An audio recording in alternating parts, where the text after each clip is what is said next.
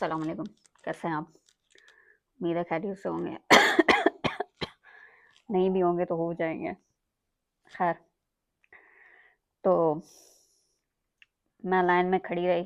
मैंने खुद को दिलासे दिए और मैंने मान लिया कुछ नहीं होता। मैंने बड़ी थ्योरी कर दी कि इंसान फ़ेल होता रहता है। अब मुझे अपनी उस बात के ऊपर अमल भी करना है कि कोई बात नहीं, फ़ेल हो गए तो क्या हुआ। मैं यही सोच के मैं लाइन में खड़ी रही और मेरा नंबर आया तो उसने मुझसे पूछा, हाँ भाई कैसे कैसे दिया आपने टेस्ट? तो मैंने कहा टेस्ट तो फ़ेल हो गया। तो उसने बोला कि आपने दोबारा टेस्ट देना है? मैंने बोला दे सकते हैं दोबारा? तो बोला हाँ दे सकते हैं। मैंने बोला हाँ हाँ ठीक है, दे देंगे दोबारा टेस्ट। तो उसने बोला अच्छा दोबारा अभी टेस्ट देना है या पहले जो गलत सवाल आपने किए थे उनको देखना है, रिव्यू करना है कि आपने कौन से गलत सवाल किए थे? मैं बोला रिव्यू हो सकता है? बोला हाँ। तो मैंने बोला ठीक है दे दो, मैं रिव्यू कर लेती हूँ। तो उस बंदी ने ना मुझे वो जो मैंने सवाल गलत किए थे उसका प्रिंट आउट निकाला। तो जब वो प्रिंट निकाल रही थी तो उसने बोला कि 9 सवाल 8 सवाल गलत करने की जो है ना आपके पास गुंजाइश थी, आपने 9 सवाल गलत किए हैं, बस 1 सवाल से आपका टेस्ट रह गया। मैंने बोला अच्छा। फिर उसने मुझे वो सारे 9 सवाल जो मैंने गलत किए थे उसका मुझे उसने प्रिंट आउट निकाल के दिया और वो मैंने प्रिंट आउट देखा तो उसमें था कि जब आपकी कार हॉट हो, गर्म हो, तो आप कभी भी जानवर को जो है ना उस कार में अकेला नहीं छोड़ सकते,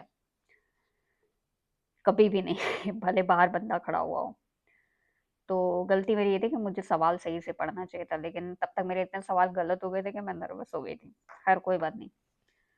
और जब बर्फबारी होती है सर्दियों में तो जो खतरनाक रास्ते होते हैं वो पुल वाले रास्ते होते हैं जहाँ आपको पता नहीं होता। और जब आप किसी दूसरे रास्ते से इंटर हो रहे होते हो दूसरे रोड के ऊपर, तो आपको तभी इंटर होना चाहिए जब इतनी जगह हो कि आपकी गाड़ी जो है ना उस रोड पे आ सके। और आप बच्चे को अकेला छोड़ सकते हैं गाड़ी में अगर 12 साल का कोई बंदा जो है ना उसके पास हो। 12 साल का बंदा जो है उसके पास हो। और अ, एक और सवाल था। हाँ, उसका क्या जवाब था?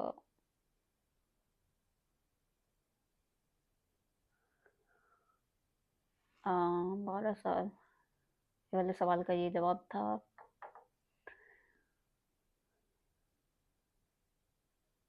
खैर एक और सवाल था, उसका भी जवाब था उसके ऊपर। हाँ, बड़ी गाड़ी में कितना सामान रखा जा सकता है?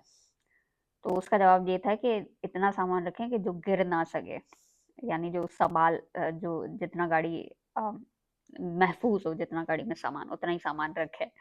तो उसमें भी मेरी गलती ये थी कि मैंने सवाल जो है वो सही से नहीं पढ़ा था। मैं बहुत नर्वस हो गई थी जब मेरे इतने सवाल गलत हो गए थे। तो इससे पता चलता है कि बातें करने में और काम करने में फ़र्क होता है। लेकिन इससे ये भी पता चलता है क्योंकि आप ज़िंदगी भर चीज़ों से डरते रहें, आप नर्वस होते हैं, हर टेस्ट ऐसा लगता है मेरी ज़िंदगी का आखिरी टेस्ट है, जिस हिसाब से हमें बड़ा किया जाता है कि आप किसी एक भी चीज़ में फ़ेल हो गए, इसका मतलब आपकी ज़िंदगी जो है वो एंड हो गई। जिस तरह से हमारे अंदर वो डर डाला गया है, एटलीस्ट मेरे घर में तो, और मेरे माशरे में जहाँ पे मैं रहती हूँ। तो उस डर से जो है वो आपको लड़ना पड़ता है। ईमानदारी की बात है, आपको अपने आप को दोबारा से अनलर्न करनी पड़ती हैं चीज़ें, ट्रेन करना पड़ता है अपने आप को। अपने आप को ट्रेन करना पड़ता है आपको। तो वो मेरा एक मौका था अपने आप को ट्रेन करने का। तो ये बिल्कुल ऐसा है कि जैसे अ,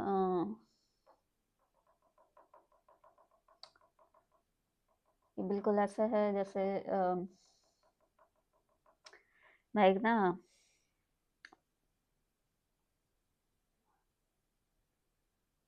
इस्तिआरा ढूँढने की कोशिश कर रही हूँ जिससे ना ये बात अच्छे से समझाई जा सके। ये बिल्कुल ऐसा है जैसे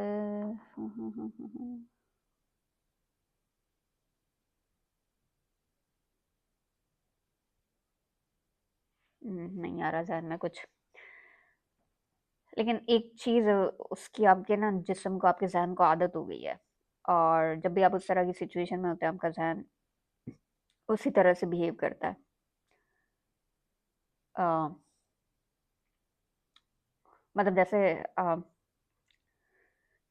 ये बिल्कुल ऐसा है जैसे अच्छी मिसाल नहीं है, लेकिन बात समझ आई। ये बिल्कुल ऐसा है जैसे आपको अगर मकड़ी से डर लगता है, मकड़ी के जाले से डर लगता है, तो आप कुछ भी करें, आपका जिस्म जो है ना वो डरा हुआ ही होगा जब भी वो आप मकड़ी को देखेंगे ज़हनी तौर पर। अब आपको पता भी चल जाए कि मकड़ी से जो है ना, कोई मकड़ी आपको कोई नुकसान नहीं पहुँचा सकती है। आपको ये बात पता चल गई है अब, सही है? आपको ये बात एहसास हो गया कि मकड़ी का जो डर है वो बेबुनियाद है। तो अब आप जाते हैं मकड़ी के सामने, तो आपको पता है कि मकड़ी का डर बेबुनियाद है, लेकिन आप फिर भी डर रहे होते हैं क्योंकि आपके जिस्म को आदत हो गई डरने, आपके ज़हन को आदत हो गई डरने की।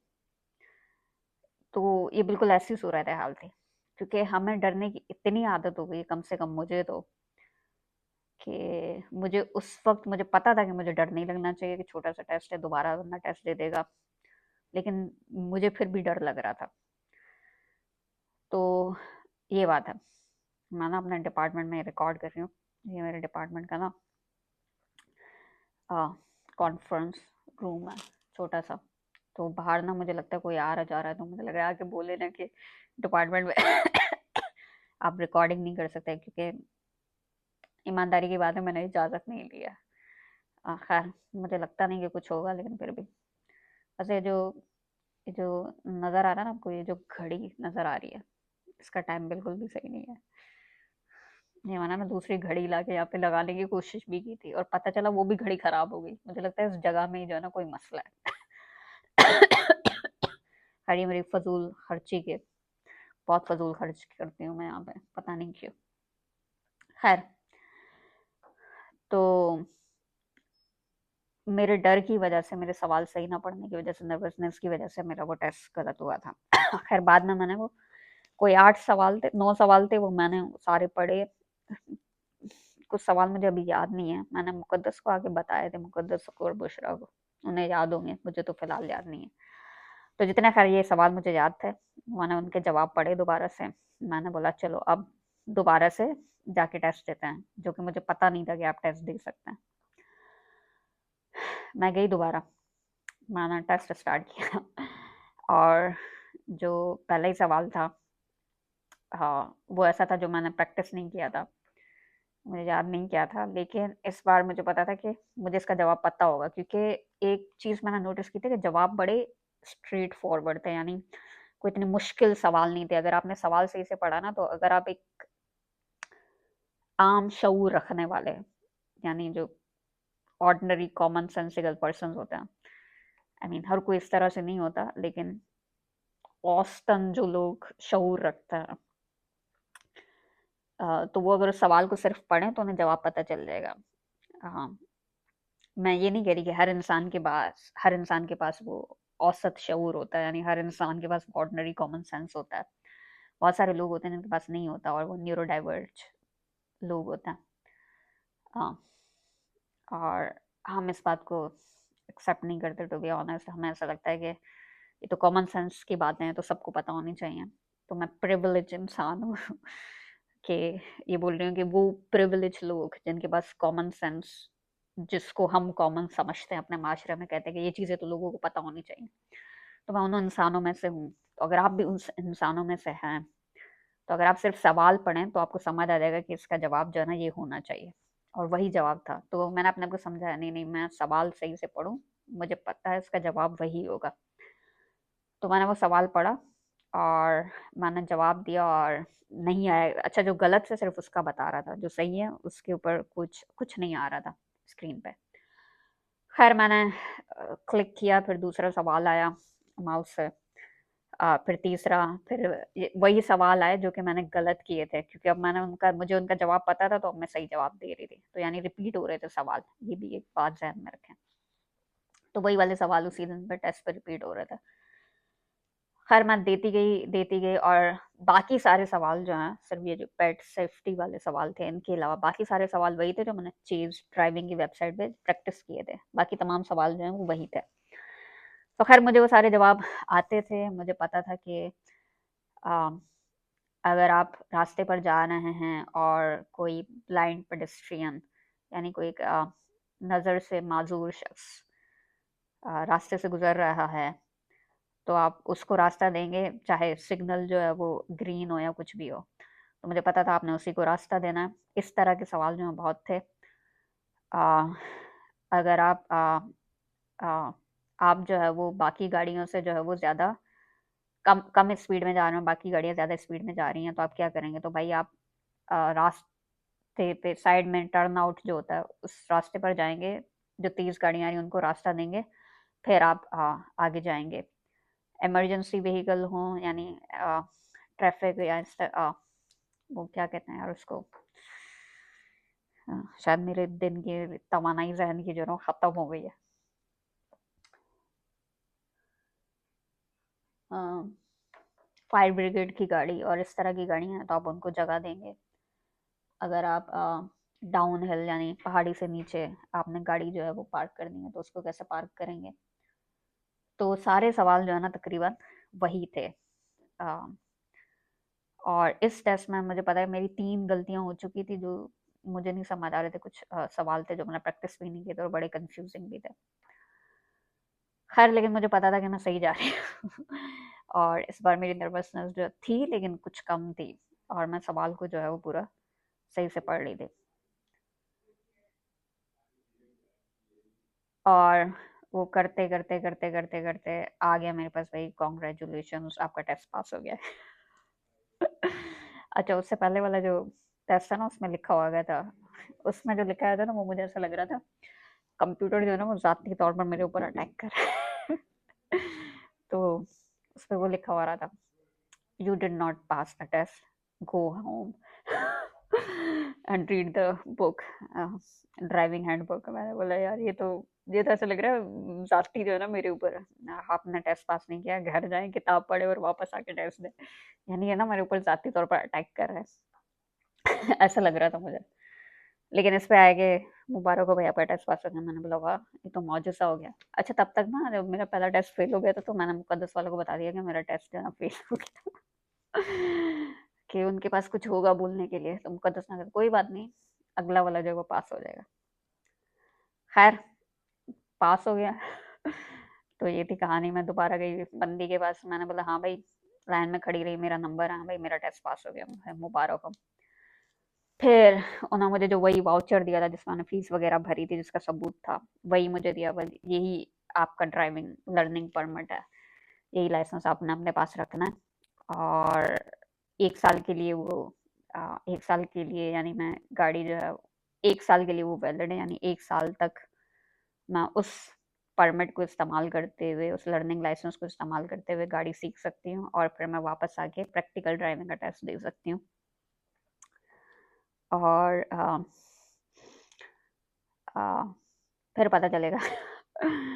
और फिर मैं ड्राइविंग का टेस्ट नहीं दे सकती, यानी मेरे पास 1 साल है गाड़ी सीखने के लिए और वो जाके टेस्ट देने के लिए। और अगर मैंने 1 साल में वो लर्निंग परमिट से पक्का परमिट जो है वो पक्का लाइसेंस नहीं लिया तो मुझे दोबारा लर्निंग टेस्ट तहरीरी टेस्ट देना पड़ेगा। लर्निंग परमिट के लिए दोबारा टेस्ट देना पड़ेगा या शायद रिन्यू करा सकते हैं या कुछ इस तरह से।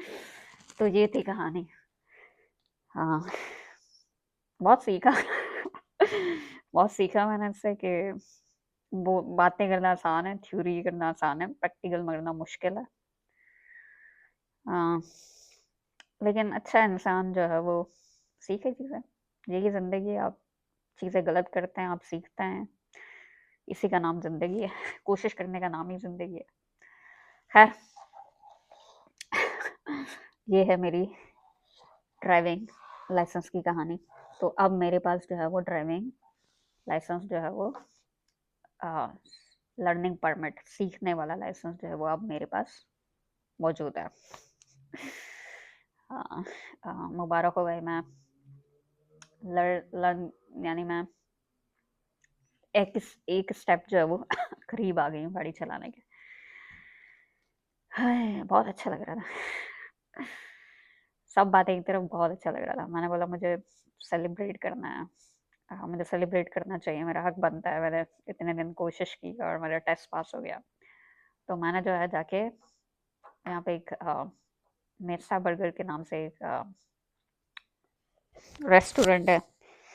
मैंने वहाँ से बर्गर खाया और मैंने स्ट्रॉबेरी शेक पिया। मतलब मैंने कहा मैंने सेलिब्रेट करना है और मैंने सेलिब्रेट किया कुछ खा के अपनी पसंदीदा चीज़। हाँ, क्या यही है ज़िंदगी। मतलब आप छोटी-छोटी कामयाबी आपको मिलती हैं, आप उनको सेलिब्रेट करते हैं और फिर आप ज़िंदगी में जो है वो आगे बढ़ते हैं। चलें जी, ये थी मेरी ड्राइविंग लाइसेंस की कहानी। हाँ, उम्मीद है आपने कुछ सीखा होगा मेरे साथ। मैंने तो बहुत कुछ सीखा है। उम्मीद है आपने भी सीखा सीखा होगा। चलें जी, मिलेंगे फिर दोबारा आपसे, तब तक के लिए